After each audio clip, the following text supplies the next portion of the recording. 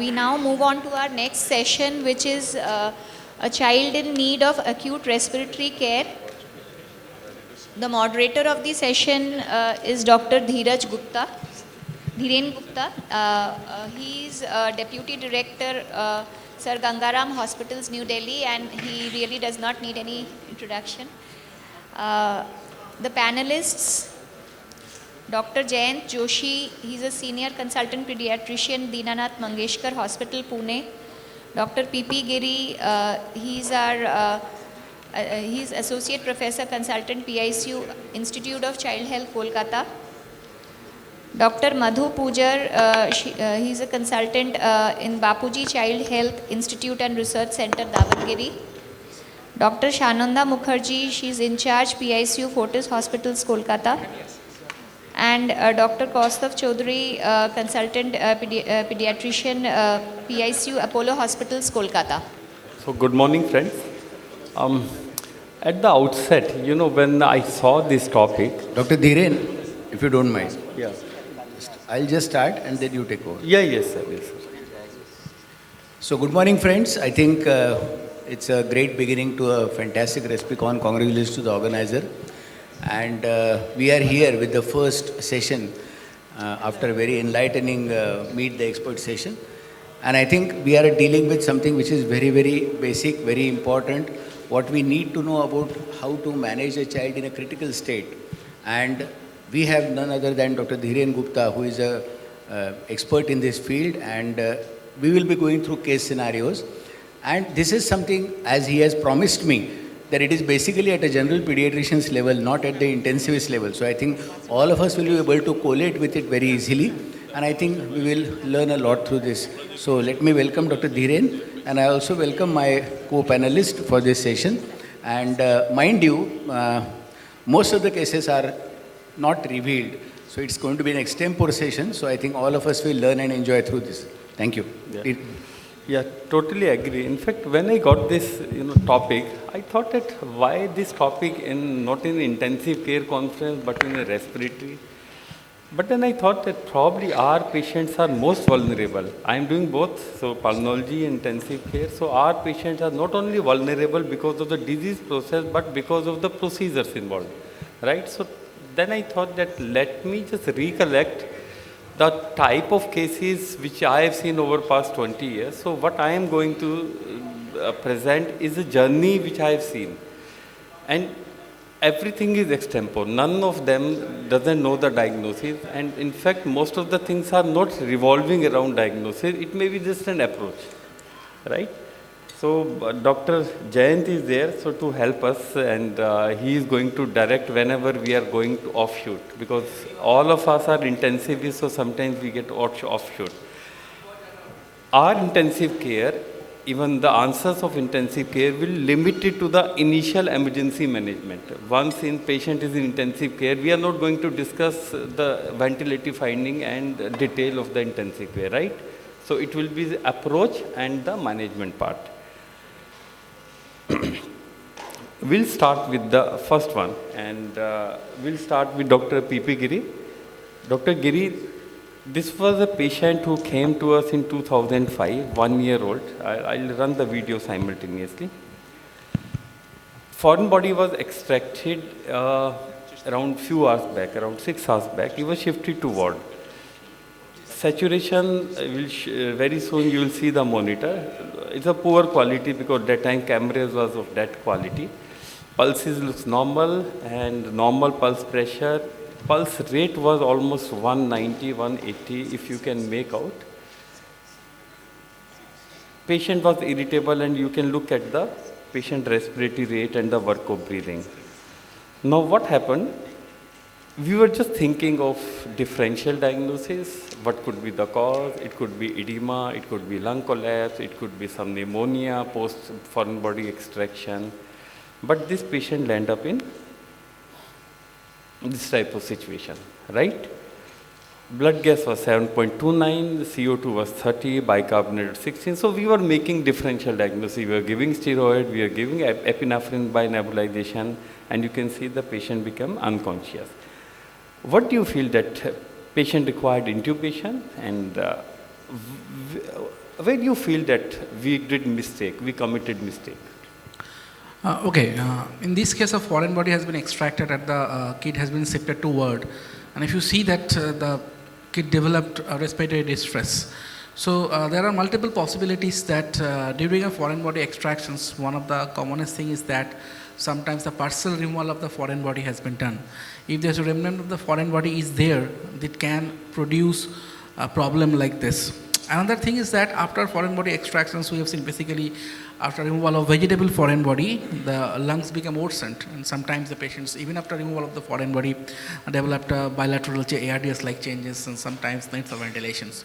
Sometimes, if you suspect after a prolonged the foreign body, vegetable foreign body that was inside for a prolonged period, after extractions, if they develop distress, sometimes without shifting the patient to the ward, we shifting the patient to PICU and put some non-invasive support initially to decrease the pulmonary edema and reactionary changes. And another thing is that in the blood gas, the AVG has been maintained. You can see that they already developed a bit of acidosis, so the bicarb is on the lower normal level, and oxygenation is not mentioned, but if you increase your oxygen from the source, it can maintain the saturations. But it's not only the oxygen saturations that will guide you about the therapy, it's the respiratory distress, the work of breathing, as well as the sensorium. So I feel that the patient must have been kept in ICU for observations for a few times, and we can put the patient on an IV in the starting of distress. We need to exclude Rightly said that probably patient should have been kept in ICU for observation, and getting the history from the ENT guy who was extracting foreign body, what type of foreign body, what type of edema, sort of probably should have sorted out before the patient shifted to the ward. But now, what I am talking about, this patient is in now ICU. Look at this one, this situation is in the ICU. So what I want to focus at this point is that now patient is in front of you. But we still waited for 1 hour and 1-2 hours, and then patient will end up in that type of unconsciousness. So probably this was the time. Yeah, we have to give some respiratory support yes, in that period yes, of time. Yes. So, the patient is without even oxygen. Yeah. So this probably despite that saturation was normal in this patient, support should have been given either in form of HFNC or in NIV. form of NIV. And that time these things were not available, and our mentality, mindset was like something like when patient desaturate, when we used to act. So work of breathing is an important parameter which I feel that was missing as a treating physician. So we were treating saturation, we were treating consciousness, we were treating other things. So, and what do you feel, Dr. PP, that like a patient who is having respiratory problem, because we are all respiratory people, when we should think that my patient should be shifted in ICU? I'm talking about like other parameters like brain and cardiovascular system, if they are involved. Means, what do you comment that? Because we all are scared of shifting to ICU. Patient has been done bronchoscopy, you have told them, okay, 20,000, and now ICU is 50,000 per day. So everybody knows from their heart that their patient should not go to ICU. So what do you feel that now you should put your foot down? Definitely, it depends upon your diagnosis, not only the other features. So if your respiratory rate is increased, accessory muscles are working, work of breathing is there, even with the normal saturation, as Sir already told, that we need to put some respiratory support. And it depends upon the situation to situations. If you are getting a new onset bronchiolitic illness that is admitted just 6 hours ago with a 3 months, 4 months old kid in the RSV situation, it's most likely an RSV. Okay. So at this period of time, you so need to we'll cut short. So in nutshell, any patient with respiratory problem is going to have wheeze, rhonchi, and crepitations, and some work of breathing, even if maybe desaturation in a ILD where you do bronchoscopy. But if any procedure or any intervention or no intervention, but leading to tachycardia and CNS affection, other than the respiratory, that is the time that one should put your foot down, that now it is going to multi-system. So that is one thing which I have learned over the years, that if other systems are getting affected, then this is the time that we should push the button, right? So now we move to the second case. May I add, Dr. Yeah, Dhiren, sir, you are always, it's a panel, so you can onset, always give comment. Yeah. So at the onset, I just thank Dr. I think it's not very clearly audible. Yeah. I think. At the onset, I just thank organizer Dr. Pallab Chatterjee and Dr. Subhasish Roy for giving me this opportunity, and my teachers like Professor Matthew Joseph as well as Mohesh sir for giving me that pulmonary knowledge and my patients. In this case, I will just divide it into two parts. When this child landed into PICU like this, most of the cases are benign. Most of the cases under observation in the ward do well, but this case is something different. So possibly if this child presented acutely, we need to think of something like whether there is a foreign body present or not, whether after removing one, there must be... See, my focus here is not about that there was this edema, you are given steroid, there is acidosis. My focus is very clear. Yeah.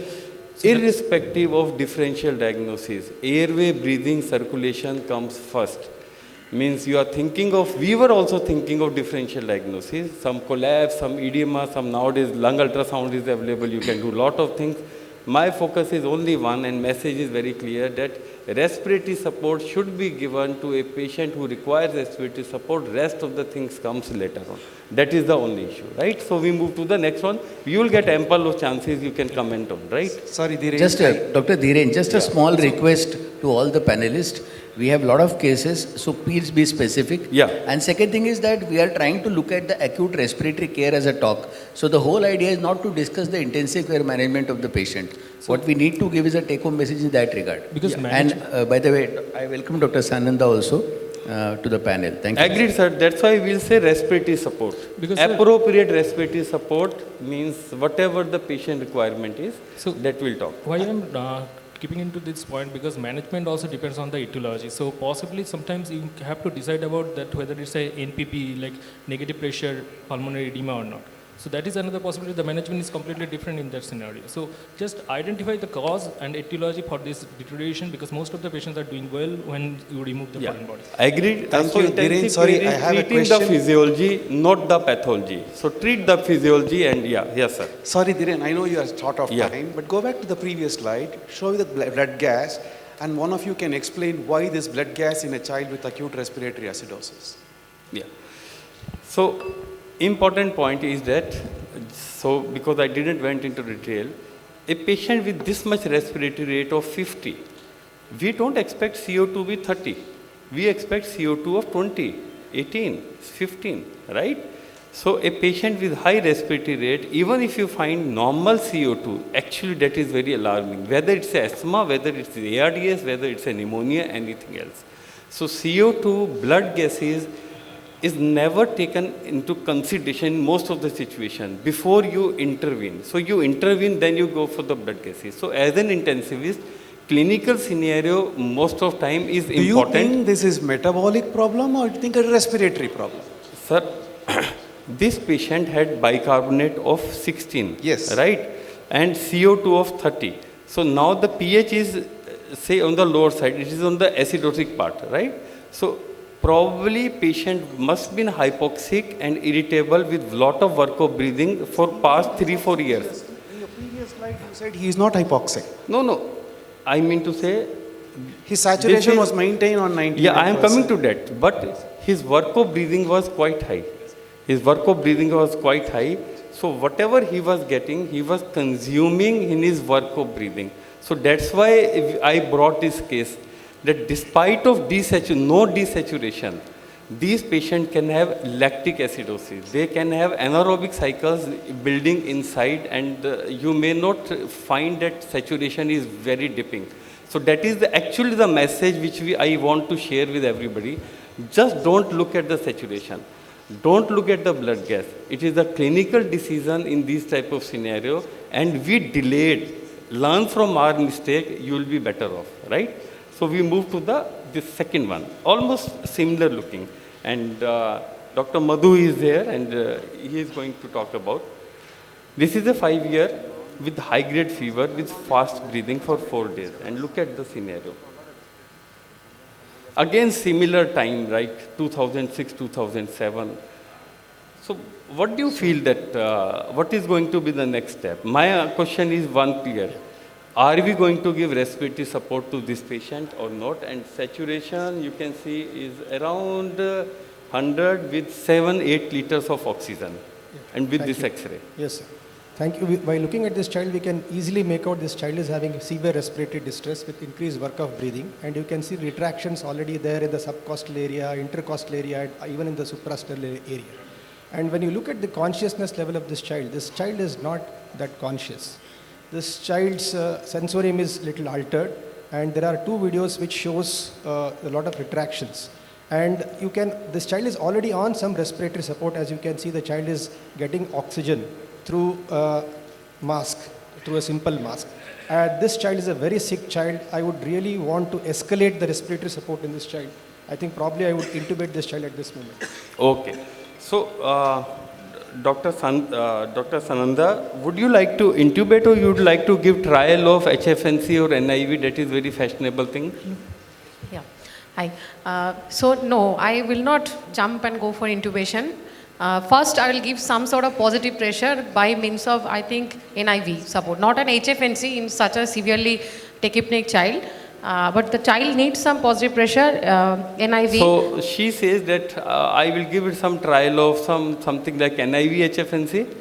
Okay. And Dr. Kostov, what is your comment on this? I think if you just one line. So are you going to intubate or respiratory support? One-liner identification is that it's a type 2 respiratory Sorry? failure because type 2 respiratory failure because of the level of consciousness is going down. So I'll go for definitely intubation in this child first. Yeah.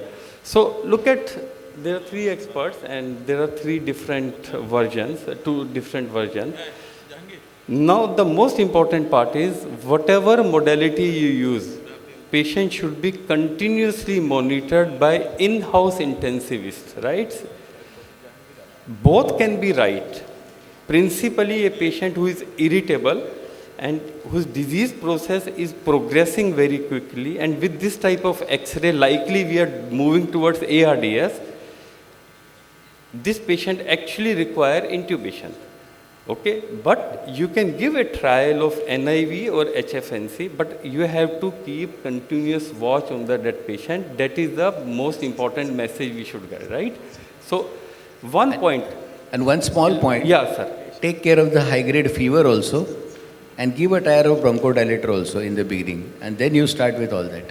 So, irritability can be because of fever also. So, you have to take all the considerations and then you have to take the decision. Now, one more, I am coming to you, Dr. Sananda. What do you feel that stormy onset of the disease process, how much role it plays in our decision making? A patient who has come around 15-20 days back, he is having low-grade smoldering disease. Second is within 36 hours, patient is actually end up in this. So what is the contribution of the disease course? What do you feel that decision of intubation and respiratory support, in which of these 2 patients you will be very aggressive? So which is acutely progressive and rapidly progressive, we should go and for intubation. So as an intensivist, what I'll say, any patient who has landed up in respiratory distress or affected his brain within 26, 36, 46, 48 hours, this is a patient who is going to land up in problem, despite that patient was absolutely fine when patient entered. So these were the messages. Now we move to more common scenarios of some pneumonias and effusions, and we'll start with the, means any of you can comment, means it's fine. We can start with Dr. Kostov Chaudhary. Dr. Kostov, this is a 3-year-old male with fever for 5 days. In fact, this child came around 10 days back with respiratory distress for 1 day, right? It's a very short history and you can look at the video of this patient. Sorry, it's very small one. And this is an X-ray, okay? Right. Now, these are the options. You can have your own option. So, to simplify the things, which option you would like to choose? So we had a workshop yesterday in pediatric radiology in Apollo. So I'll just go for respiratory support, ultrasound, and antibiotic. Because nowadays we are going for non-invasive and without giving any radiation hazard. Okay, so respiratory support, as we described in the previous 2 cases, and ultrasound and antibiotics. So I am coming to the ultrasound. So This was the ultrasound. You have kept the probe on the right lower side, and this was an ultrasound which was seen. And posteriorly also, I'll show you some of the pictures. On the right side, you could see the pneumonia. This one I can use the cursor if possible. Yeah. This one is actually the pneumonia, and now we move to the posterior part. This is the posterior part. We make the patient little bit to have reclining to sit, and this was the posterior part. Now, my question is that in this type of scenario where effusion is just 0.6 centimeter, are you going to do some intervention, or you are going to wait because looks like a pneumonia and wait for the patient course of the disease? Yes. The possibilities will be like it's a complicated pneumonia, no doubt. So a pleural effusion, whether it's a seen pneumonic or it's a going towards empyema, depends on that ultrasound pictures also. If it is very minimal also, if it is tappable, you will go for tap. And obviously, if you are getting a diagnosis already that it's some bacterial infection like staph or strepto, definitely if it is, you can just classify whether it's a mild, moderate, or severe. We can start on antibiotic and see the response. But if it is causing a respiratory distress and diagnosis is not clear, possibly I will go for a diagnostic tap and then subsequently okay. the organism also. So would you like to wait for say another 24-36 hours, because most of the patients don't carry microorganisms. This looks like a community acquired, disease process is short. So what do you feel, Dr. Sunanda, what do you feel? What do you do in your ICU if this patient lands up with you? Definitely, I would start some respiratory support, positive Yeah, pressure. that is start very clear. We are antibiotics. talking about needle, no needle, tube or nothing, and we are wait and watch, and another 24 hours again doing ultrasound. Yes, I think I would wait and watch. But if the patient's respiratory status deteriorates, more tachypneic or requiring more support, then probably it is worthwhile to try putting a drain and draining that fluid out. Okay, Dr. PP, anybody can comment. Yeah, Yes. definitely. In this scenario, One line, what you are going to do in this I patient, will needle just- or no needle? I will not put any needle or tube in this case, but I will definitely assess the patient daily with the ultrasound. With a bit increase in the fluids, I may put a needle. If there is more strands, then I will put a Okay. drain directly. I would just wait and watch at this stage. Yeah. Definitely. Jain sir, what do you practice in your hospital? Means, do you do ultrasound yourself or your intensivist No, do, or you ask somebody? I agree with it because with the panelists, because it's an acute situation and we are within that preview of the first 48 hours period. The child is under our observation. We are continuing to give the respiratory care. Now, in a situation where we are expecting like a complicated pneumonia worsening further or something like a necrotizing pneumonia, then in that case probably we would be keeping that option of putting in a needle just to isolate know the organism and even for the knowing the quality of fluid, and then we can take a call about the further intervention. Wonderful. So, the message is very clear.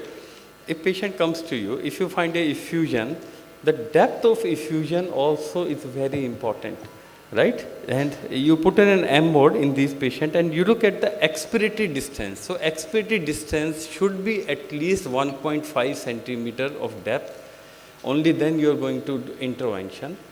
And again, pleural fluid, even if contains loculi, doesn't mean that this patient is going to need fibrinolytic.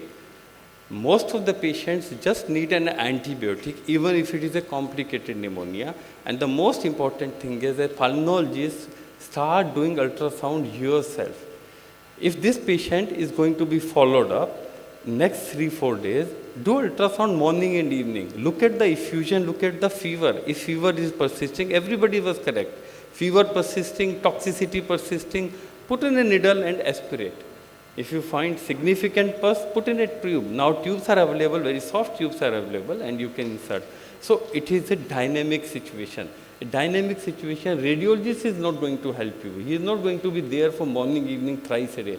So it will add on to the cost also. So message is very clear. It is the depth of effusion is important to put in a needle, but very important is the course of the disease. If fever and total leukocyte counts are settling, just forget.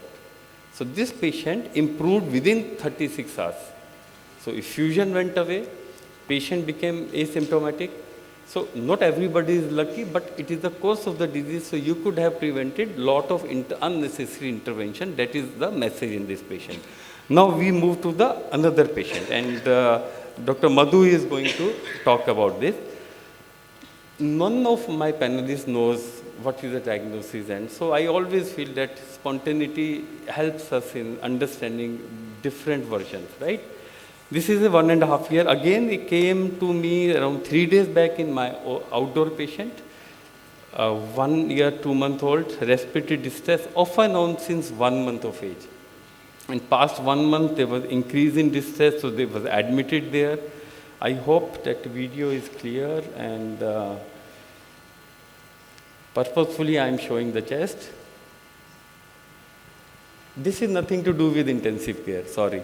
So it is something like a sitter. So Dr. Jayant can also answer. Yeah. So this is this was an X-ray, and on an X-ray means there are something on the chest and something on the arms and all that. Now in this patient, what do you feel that what patient must be having?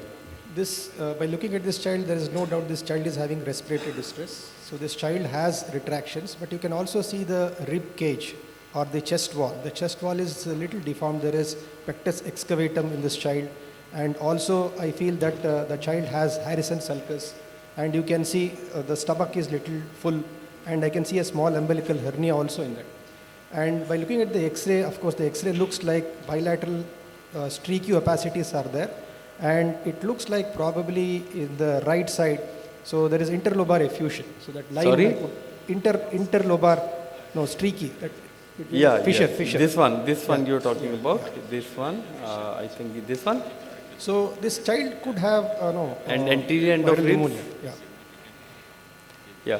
So viral pneumonia, and by looking at this child, 1 year, 2, and recurrent respiratory distress, but no fever, and so looks like probably this child is having some sort of a nutritional problem or a rickets. Perfect. You are up to marks. Jan sir? Rickets. The signs are suggestive of rickets. That is the reason why there is a lot of, you can say, hypotonia. And perhaps one of the reasons contributing to the child's condition is the metabolic status itself. Perfect, sir. So look at the arms, look at the humerus, and you will find that actually humerus were gone. They were just eaten, right? And many of these patients, this is indigenous Indian problem, severe vitamin D deficiencies. Many of patients are being treated as pneumonias because of the shadows created by anterior end of ribs. They very much simulate like we are dealing it's a pneumonic shadows. And many of these patients have poor lung compliance, poor chest wall compliance. So small collapses is not uncommon in these patients. And actually the patient had severe rickets, and this was a wrist X-ray. And family history of atopy can be there. So there can be combination of these patients. I mean, the patient there is an association established between the vitamin D deficiency and atopic tendency also. No. Sir? I told you that chest wall compliance is so high, means what happens, the lung get collapse. So small collapses in a severe ricketic chest is not uncommon. That's why you may find this patient must have some viral infection. Viral infection led to some sort of a little bit fluid in the lungs, and then the chest wall played the major role. So the pneumonia part has actually cleared. There is no fever, nothing, but the chest wall is playing the major role. Now we move to actual ICU patient. This was a patient who came to emergency. I was called to talk to family because they were not agreeing to the patient, agreeing for the admission. In the case of myopathy, this must be around 2001. Now look at this patient. If I don't show you PaCO2 of this patient, you will say, looks okay, sir. It's nothing very serious. It's look conscious, and this myopathy, this drooping of eyes is not that bad. Saturation was, say, on 4 liter, he was maintaining 99 saturation. And in fact, off oxygen also, he was maintaining around 91, 92. Now, this patient, when we did blood gas came late, but patient developed arrest. So any of the panelists, where we went wrong, and what is the importance of blood gases in these patients? Yes. So these patients, the known case of myopathy, if you see the first picture, some breathing difficulties are there, and if you need to etiology, that this is basically a pump failure, it puts a type 2 respiratory failure. But our tendency is also that just see the saturation is normal, then everything is normal. It is not like that. If your etiology is saying that it may be a pump failure, blood gas should be done the first at a time. And usually they have some compensated respiratory acidosis may be there, but at some period underlying some upper respiratory infection or some illness, they decompensated and suddenly shoot out the PCO2. And at this moment of time, you have to intervene these patients. Otherwise, the PCO2 will be sky high and lead to the unconsciousness and cardiac. Perfect one. So any patient with comorbidity, like patient from nursery graduate, he's having some neuropathies, myopathies, some brain problem, means he is not very conscious. These patients, you will require blood gases along with the clinical situation because they don't have muscle mass to produce respiratory distress. So patient may not have distress. So again the same, I think same time is 2005. This was a patient, 6-year-old female who presented with a headache one day, unconscious for 12 hours, diagnosed to have myopathy. And look at the patient. Patient was looking as she was sleeping, right? Till we got blood gas, and blood gas was showing PaCO2 of 200. So patient had CO2 narcosis, but didn't had muscle mass to produce respiratory distress. So one major part and major message which I want to give with the experience, that patient with neuromyopathy may not produce work of breathing, right? Now we move to another patient. Likely we are now moving towards asthma from pneumonia. And we'll start with Dr. Sananda, and then Dr. Kostov can answer, and Dr. Madhu, right? And of course, Jayant boss can give comment anytime because he has that tremendous experience for dealing with these patients. Now this is a 19-month-old. Cough for 1 month with intermittent partial response to beta-2 agonist. Somehow it was poorly managed by the family. 18 hours back, patient was admitted with respiratory distress, given beta-2 agonist and steroid, and was referred, right? Now, this was the actual scenario. Very irritable child, not allowing anything to intervene, no mask, nothing. And this is the saturation. And this is the waveform of the saturation, right? So, Dr. Sananda, what you feel that at this stage, patient is in front of you, how you are going to intervene? So, first of all, the patient has no response to inhaled beta-2 agonist, so I should think of an asthma mimicker maybe. So, a chest X-ray first, and to see whether any pathology is there. Patient is in front of you with almost little bit gasping, looks like, and patient is very irritable. And this was the patient, and saturation with this type of waveform is coming 61, and patient is not tolerating. It's almost I think I should go for intubation. And actually patient was cyanosed also. If you see the fingertips, this almost cyanosed. He's panting for breath basically. Yeah. We straight away sedate the patient, paralyze, and go for So, an intubation. okay. So which sedation you will prefer at this point? Ketamine. So ketamine is going to help. Now in these type of scenarios, actually patient is having patient had wheeze. So along with ketamine, and chest was silent, and patient was clearly case of asthma.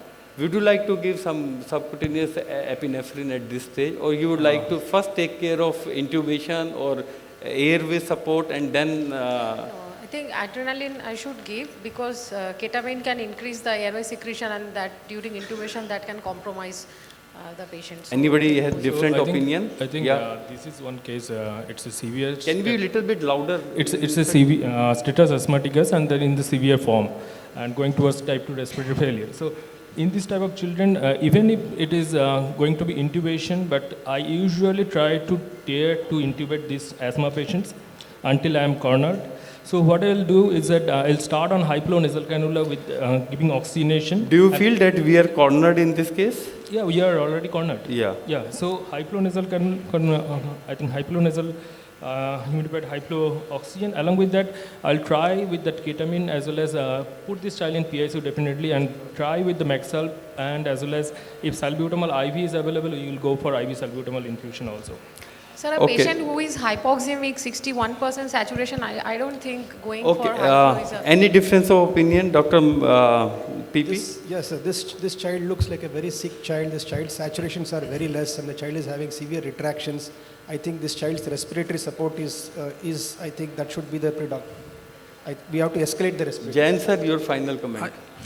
No, I think everyone is talking from the perspective of an intensivist. I think the priority is to first look at the oxygen, first treat the hypoxia of the child. The rest of the things will follow. I think the priority here is to give the respiratory support in the intensive care and maybe intubate and give ventilation. So we have got two messages. One is that give a trial at least of ketamine and epinephrine and HFNC, and he may turn out.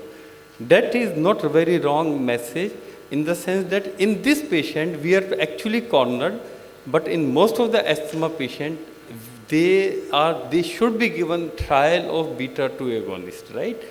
So this is a little bit more very progressed case, may not be applicable, but in general, if pneumonia is progressing very fast, you have to intervene in form of invasive respiratory support if disease is progressing very fast. In an asthma, whatsoever situation, except this type of desaturation of 61, means it may be like a dream for me that if I give ketamine, if I give HFNC, if I give epinephrine to this patient may tolerate HFNC and may not require intubation. So intubating a asthma patient, it is not no, but it is no, gradually no. Right? But again, we have to deal with the type of situation, type of patient. So in this situation, I feel that we gave ketamine. And when you talk about practical part of intubation, you are again going to spend another 15-20 minutes. You are going to give ketamine, you will look at the saturation, you will pre-oxygenate by giving high flow, and because patient was not tolerating oxygen in this patient. And actually you are going to have another 15-20 minutes automatically. So till it's that, not like a 2 minute, everything is prepared and you are going to intubate, right? So your continued treatment with bronchodilator challenge will continue till that time you are assembling all these things. Yes. So that will happen. And second thing is that when you define asthma, probably you would be anticipating some kind of a response to a bronchodilator. So if there is nothing like that, silent chest is assumed to be a very serious state of respiratory distress. So I think in this situation, if you at some point of after giving that particular oxygen support and bronchodilator, if you are not doing, you may have to intervene immediately. Yeah. So again, the action should be as per the disease process, reversibility, onset, course, and the pathology inside, right? So these has to be considered. Yes, sir.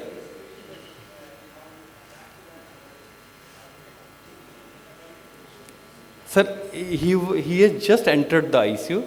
He was given all those nebulizers at the previous hospital, and one nebulizer was given at emergency. Yeah.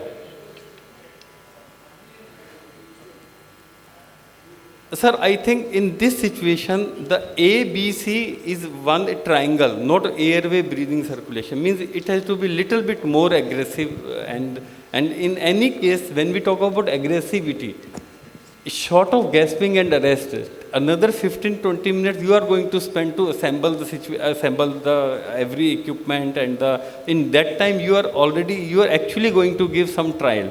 You're going to give ketamine, you're going to give high oxygen, high flow oxygen. So actually you are going to give trial to this patient, and then you are going to intubate this patient. This patient was almost gasping. Yeah, I mean, I just put a patient ketamine. was actually crying and was having this type of respiration. So I'll tell you actually what happened. So this patient was not tolerating anything at all. So we gave ketamine, we gave epinephrine, and till meantime we prepare everything. And also when we gave ketamine, we were able to give him a high flow oxygen. Once high flow oxygen was given, so this patient stabilized little bit.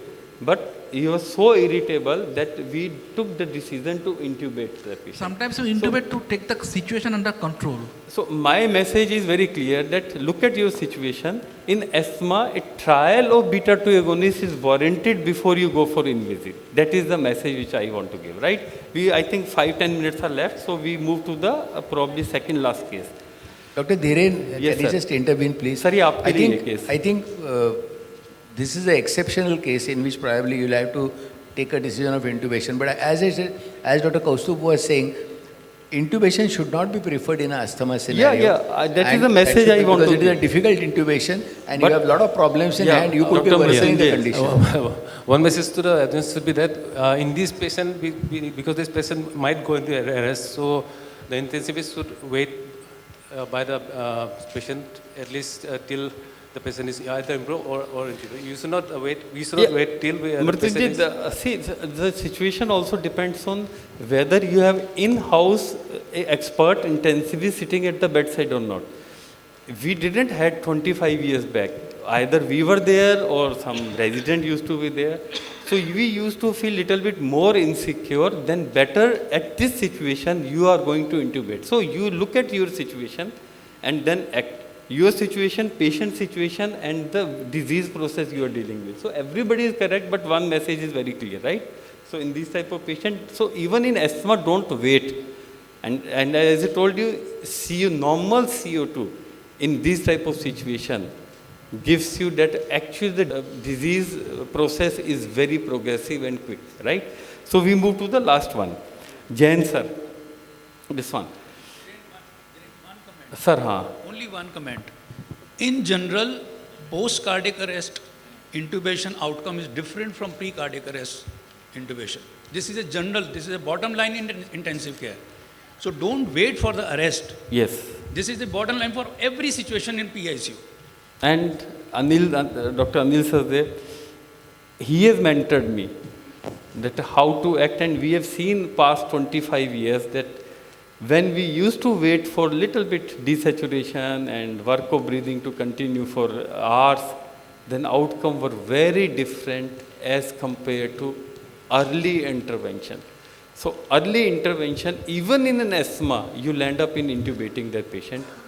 It's not of a major, blunder. But if you let that situation to arrive to arrest or bradycardia or respiratory arrest, actually that is blunder. Okay? Sir, as I we think start we our can- career, yeah. we are a bit late, but as we are progressing, we are now more fast of intubating. Yeah. So this one is the last one. A 2-year-old Jain sir. Again, it must be 2002, 2003. Because now we don't get, these type of scenarios. Everybody is very quick. Everyone is very quick. So we don't have time to have actual clinical presentations and these type of videos. So that's why I'm taking everybody back 20 years back. So sir, 2-year-old with respiratory distress, chest X-ray showing a right nib, you can see. He actually ingested a nib. And that is pen nib. And it was in the right upper zone with diffuse infiltrate. And now, this patient has come to us with, I will say, mild respiratory distress.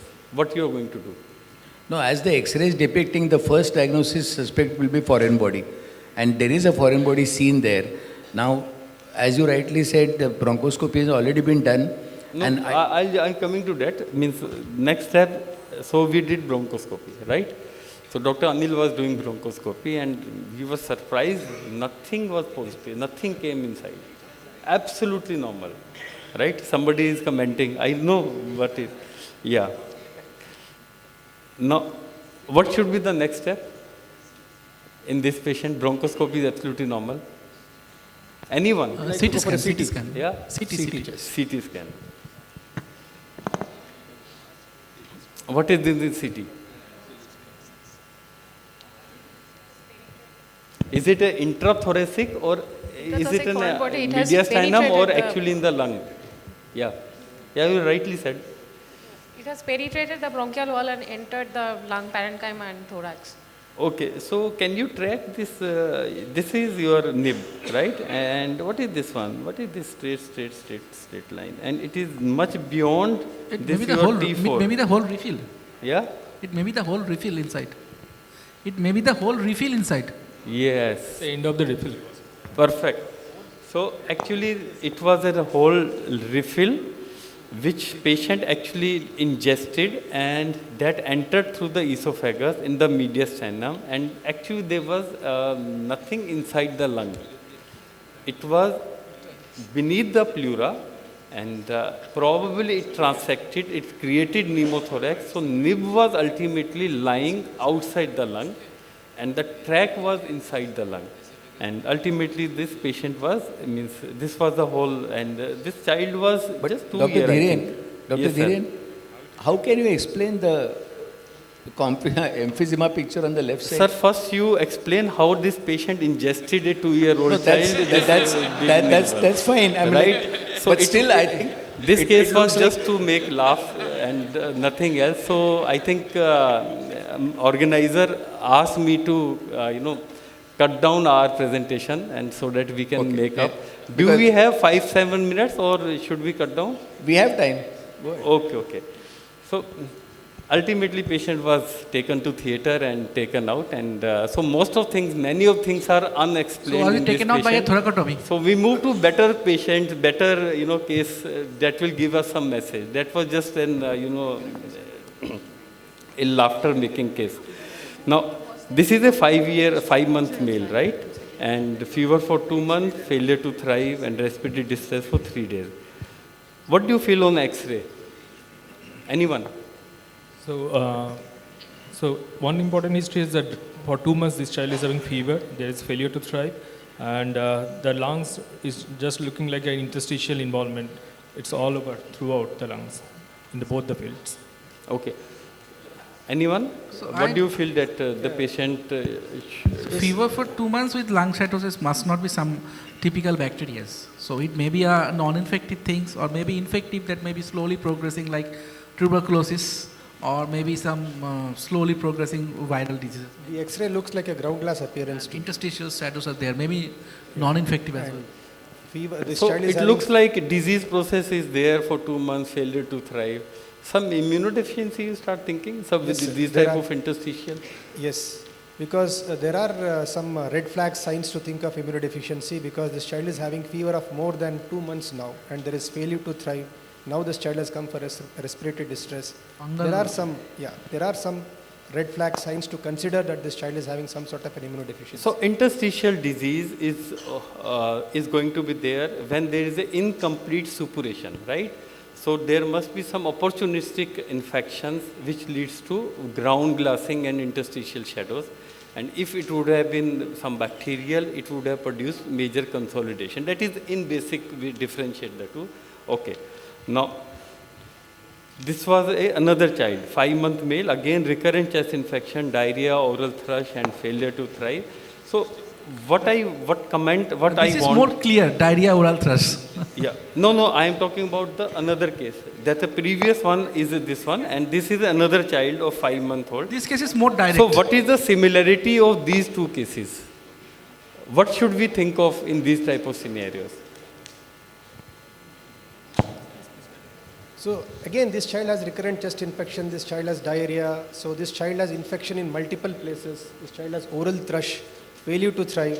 So again, we have to think of a immunodeficiency disorder in this child. Okay.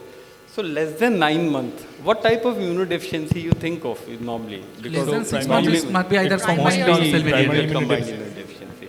So in both cases it was pneumocystis, and in both cases it was severe combined immunodeficiency and went for the bone marrow transplant. Now we are moving towards the last one. That is a very common disease we have. A 10-month-old with fever and cough for 1 month, and there was increased sound. Unfortunately, there is no... are you able to hear the sound? No. So there was inspiratory noisy breathing. This was the patient condition. What I can say, there was a significant inspiratory sound also, as well as expiratory wheeze. Patient had a respiratory rate of must be around 40-45. So tachypnea and also inspiratory noisy breathing. So we have already discussed that now this is an era when we have got HFNC. So any distress, irrespective of the etiology, you are going to support. This message we have got till now. Now we move to the next part. This was in an X-ray, okay? What should be the next step? Jain sir, what should we do next? I think we need to support oxygen Yes, first. sir. Probably looking at the age, we'll have to give an antibiotic cover. Till we receive the other reports, we'll see the progress of the child and then intervene. Yeah, father had tuberculosis around 1 year back and chest tuberculosis. We'll have to investigate for that. Maybe take a secretion, I don't know whether, but respiratory tract secretion in the form of induced sputum. Now in this child will not be possible, but you can do some certainly secretion and then send it for the gene expert. Okay, so still you will say that gastric aspirate should be the first one because that is that will pose less risk. Yeah. So choice of investigation. Anybody else? So you would like to go for direct bronchoscopy, intubation, and then ET aspirate or gastric aspirate? Gastric aspirate we'll try first. If it's negative, then we should go. So everybody agrees here that better to try a non-invasive and bronchoscopy should be last. So in this patient, gastric aspirate did not. Bronchoscopy will be the last option. Yeah, if we can get a sample through other sources, we'll do that first. I'll also add on CT chest for this child. Just look for whether there is anything like a foreign body or mucus plug kind of thing, or something like a congenital malformation. So that because it's a single lobe, and I think right upper and middle lobe is involved. So you need to, apart from that infection, I think we need to rule out other things which can be delineation. Patient actually never had problem except a month back, and was well grown, means till say 1 month back. And so first differential diagnosis tuberculosis is going to be there, and this was not easy to shift to the ICU, though it was CT scan was done in this patient, and there were lymph nodes, and you can see the caseation also. But again depends on, because CT scan was done almost on day 3, and gastric lavage aspirate was sent on day 1, and that was negative. So then it was subjected to CT scan and bronchoscopy. So the message to the critical patient, the sick patient, we finish here and we end here. So 2-3 messages, and Dr. Jain sir will be the last person to summarize what we have learned today, is that in a sick patient who is on respiratory support, we have to select a investigation which is less invasive, and especially these patients who are on a something like a partial respiratory support, not an invasive respiratory support like HFNC, like NIV. Because any invasive investigation can lead to major crisis and they can land up in invasive one. But if required in these type of patients, if they are on borderline and you need to do some intervention, better to intubate these patients and then do intervention. So airway takes the precedence before you intervene in these type of many of these patients who are actually borderline. So we have learned lot of things, and I think Jain sir can summarize and we can finish up our So I think panel. At the end of the session, probably what we have learned is, as we learned in any primary management of intensive care, airway breathing circulation is the cornerstone of any acute respiratory care. And though we come across different scenarios, right from the commoner ones like a suspected foreign body or to something like an immunodeficiency, when a child comes to a hospital setting or a casualty as a thing, our decision making makes a lot of difference. As we rightly said, the first and foremost priority is to see for oxygenation, but what is important highlight here is clinical examination is very important. Rather than solely depending upon the saturation levels or the blood gas levels, it is important to see the work of breathing in a child. So that is in the first 2 cases what we saw is that the child was clinically distressed, and that's how your protocol changed. As regards various shadows which come appear over a period of time where your suspected diagnosis is something like a pneumonia or a complicated pneumonia or an empyema, I think you must give a reasonable period of time for the child to recover by himself, where you are starting him on supportive treatment like an antibiotic. And at the end of it, since the child is under supervision, you are keeping the watch on a child and intervene accordingly. In terms of the other cases like where a suspected possibility was a tuberculosis, I think when now the prerequisite for starting an antitubercular therapy is to demonstrate the bacteria. So I think for that you must access a sample which is from the easiest size first, like a gastric aspirate. You should not really jump on to do a CT scan and bronchoscopy immediately if the child is under your observation, unless there are signs which are probably suggestive that you need to intervene immediately. And of course, one must keep all the possibilities in mind when a typical wheezer does not respond to a standard bronchodilator therapy. When your other treatments fail, also keep a watch. Your only audible wheeze or what you hear on auscultation is not important. You can, like that child what we saw, where the child had a silent chest and the child was practically in respiratory failure. So these are also some situations which you can handle. Nowadays, parents may be giving some kind of treatment at home under the home nebulization or under some home treatment options which have been suggested by the doctor. So the child could come with a mixed picture. The child has received some bronchodilator at home, so we must keep that possibility in mind. Knowing fully well, give a trial of bronchodilator first. Always look at the oxygen, always look at the clinical setting, and depending upon that, you make your choices. Yeah, perfectly summarized, sir. And I would like to thank my all panelists for the wonderful inputs, and the organizer should also thank me. I saved 1 minute, 15 seconds. Thank you.